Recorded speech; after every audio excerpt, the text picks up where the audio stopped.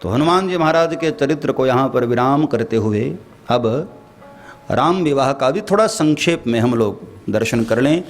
वो क्रम भी हम लेते हुए चल रहे हैं ताकि मानस भी पूर्ण हो, विराम हो। कल वैसे भी कथा विराम लेने जा रही है और मैंने आरंभ में कहा था कि कल हम लोग हनुमान जी के एक ऐसे स्वरूप का अनुष्ठान करने जा रहे हैं, पूजन, जिनकी महिमा शास्त्रों में बहुत वर्णन है। तंत्र साधनाओं में भी, वैष्णव साधनाओं में भी, और अथवा तो जो भी साधक श्री हनुमान जी महाराज की उपासना करते हैं उन सभी की दृष्टि में दक्षिण मुख हनुमान जो हैं उनकी अनंत महिमा। और मैंने कहा कि हनुमान जी महाराज के भय से यमराज भी कांप जाता है, शनि राहु केतु ये सब कंपायमान, कंपित हो जाते हैं। और भूत पिशाच निकट नहीं आवे, महावीर जब नाम सुना। नाम सुनते ही ये सब जितने भी भूतों के भी कई प्रकार हैं, भूत है, पिशाच है, प्रेत है, बैताल है, ब्रह्म, ये सब उनकी भी जातियां हैं भैया। भूतों में भी कई कैटेगरी। तो हनुमान जी महाराज का नाम सुनकर जितने भी ये सब हैं, ये भूत की जाति वाले, सब घबरा कर भाग जाते हैं। तो दक्षिण मुख हनुमान जी की जो साधना हम लोग करने जा रहे हैं वो किसमें लाभकारी है, वो ध्यान से सुने। जन्म के साथ हम सभी जीव 5 दोषों से ग्रसित होते हैं, ध्यान देना। 5 ऋण हमारे ऊपर होते हैं, पितृ ऋण, मातृ ऋण, स्त्री ऋण, देव ऋण, ये सब ऋण हमारे ऊपर होते हैं। माता का, पिता का, और ध्यान देना जिनके द्वारा सृजन हुआ है ब्रह्मा का भी ऋण हमारे ऊपर होता है। तो क्या हुआ कि जब हम धीरे धीरे बड़े हुए, स्वयं अपने पद पर खड़े हुए, जिम्मेदारियों में आ गए, और यदि उन ऋण के लिए हमने कुछ न किया तो फिर वही ऋण ये 5 दोष के रूप में हमारे ऊपर आ जाते हैं। पितृदोष, मातृदोष, ब्रह्मादोष, देवदोष और स्त्री दोष। ये 5 दोष हमारे ऊपर आते हैं। इस कारण बहुत सारी समस्याएं भी हमारे जीवन में उत्पन्न होती। ध्यान से सुनना। उसी के लिए दक्षिण मुख हनुमान जी की उपासना। कल मैं रात्रि 1 बजे पढ़ रहा था हनुमद रहस्य, अन्य बहुत सारी पुस्तकें, तो उसमें हनुमान जी के जो दक्षिण मुख की साधना है उसका विशेषकर ये 5 दोषों से मुक्त होने के लिए। देखो भाई, बड़े बुजुर्गों का कई बार हमसे अपमान हो जाता है, अनजाने में भी। हम चाहते नहीं है करना, लेकिन हमारे मुख से कोई ऐसी कड़वी बात निकलती है, कोई ऐसे कठोर वचन निकल जाते हैं, अनजाने में बड़े बुजुर्गों का हमसे अपमान हो जाता है, अपराध हो जाता है। वहाँ पितृदोष हमारे ऊपर लागू होता है। और उसका परिणाम क्या है, मैंने उसको कल लिख भी लिया था। बड़े बुजुर्गों के अपमान से जो पितृदोष लगता है, पितृदोष के बड़े सारे दुष्परिणाम हैं। जैसे कोई असाध्य रोग हो जाना, कोई ऐसी बीमारी हो जाना हमारे परिवार के किसी भी सदस्य को, और घर में अशांति का माहौल रहना, ये पितृदोष का लक्षण है। दक्षिण मुख हनुमान जी की साधना करने से ये पितृदोष नष्ट होता है। दूसरा जो दोष है वो मातृदोष है। वैसे माता सदैव कृपा करती है, लबों पे उसके कभी बद्दुआ नहीं होती। एक माँ ही तो है जो हमसे कभी खफा नहीं होती, लेकिन कर्म अपने फल को जरूर देता है प्यारे। हमारे घर की कोई माता, ऐसा नहीं कि अभी वर्तमान में, हमारे पूर्वजों में भी किसी माता का अपमान हुआ है, अकारण उसके आंख में अश्रु आए हैं, तो माता का जो दोष लगता है, मातृ ऋण का जो दोष लगता है, ध्यान देना, उसका परिणाम ये होता है कि अचानक कभी कभी हमारे घर की पूंजी भी जाने लगती। कर्ज उतरना तो दूर, घर की पूंजी भी जाने लगती। कितना भी आप व्यापार करो, कितना भी कमा लो, लेकिन वो घर में बरकत नहीं देता है। ये माता का दोष होता है।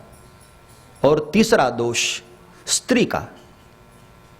किसी जन्म में हमसे कोई स्त्री अपराध हो गया है। आजकल एक फैशन चल गया है ना कि शादी के बाद फिर तलाक ले लेना, फिर दूसरे से शादी करना। ये खासकर युवा जगत को मैं कह रहा हूँ, ये बहुत बड़ा तुम अपराध कर रहे हो, बहुत बड़े पाप के भागीदार हो रहे हो। तुमको ऐसा लगता है कि तुम्हारा यही जीवन धन्य होना चाहिए। नहीं, कई जन्मों के कर्म तुम्हारे साथ होते हैं प्यारे, और इस अपराध का बहुत बड़ा परिणाम तुम्हें भुगतना पड़ेगा। स्त्री अपराध। स्त्रियां कोमल हृदय की होती हैं, भावनाओं में जीने वाली होती हैं। उनको दुख पहुंचाना, किसी जन्म में यदि हमने कोई अपराध किया है, स्त्री दोष, किसी से प्रेम करके और फिर आधी जिंदगी लाकर उसको छोड़ देना, उसका अपराध कर देना, उसके अपराध का ये परिणाम होता है कि हमारे घर में जल्दी कोई मांगलिक कार्य नहीं होते, बच्चों की शादियों में तकलीफें होती हैं। जैसे ही कोई आप शुभ कार्य करने चलो, अचानक अशुभ हो जाता है, कोई दुर्घटना घट जाती है। जैसे ही आप कोई अच्छा कार्य सोचने लग जाओ, अचानक से कोई न कोई विघ्न आता है, कोई परेशानी आती है। ये स्त्री दोष।